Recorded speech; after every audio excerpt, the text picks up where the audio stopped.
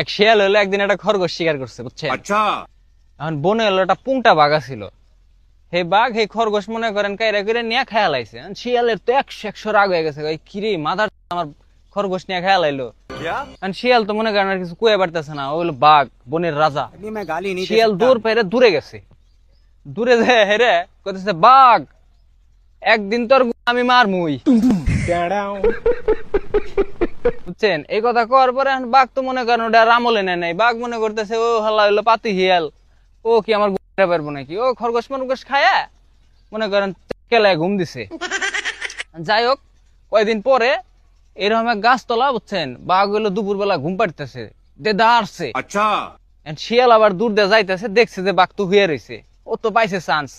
শিয়াল করছে কি, আইসা হেরা নিজের লেজ বাঘের পাছায় কতক্ষণ গই সে দৌড় দিয়ে ফাঁকে গেছে। ফাঁকে যেতে চিল্লাই চিল্লাই গেছে, বাঘের গোয়ারছি রে, বাঘের গোয়ারছি, বুঝছেন? এখন বাঘ হলো এই কথা হই না, ঘুম ভেঙে গেছে গা।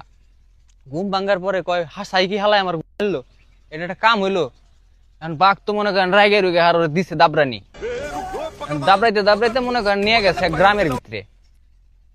নিয়ে যাওয়ার পরে এক বাড়ির পাশ দিয়ে যাইতেছে, শিয়াল হলো মনে করেন এক জোপের ভিতরে লুকায় গেছে। বাড়ির পাশ দিয়ে যখন যাইতে, যে বাড়ির পাশ দিয়ে যাইতেছে, বাড়ির মালিক হলো মনে করেন খবরের কাগজ পড়তেছে, বুঝছেন, খুব মনোযোগ সহকারে। भाई यहाँ पे क्या हो रहा भाई এখন বাঘ হলো শিয়াল রে পাইতেছে না। বাঘ যায় হে বেটার কাছে জিগাইতেছে, কয় বড় ভাই এনডে কি একটা শিয়াল রে যাইতে দেখছেন না আপনি?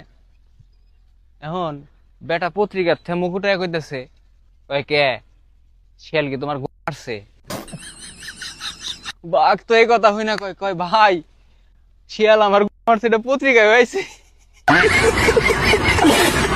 ভাই এই পুংটা শিয়ালের মতো, আপনাকে যদি কোনো বন্ধু থাকে তার মেনশনটা দিয়ে যায়।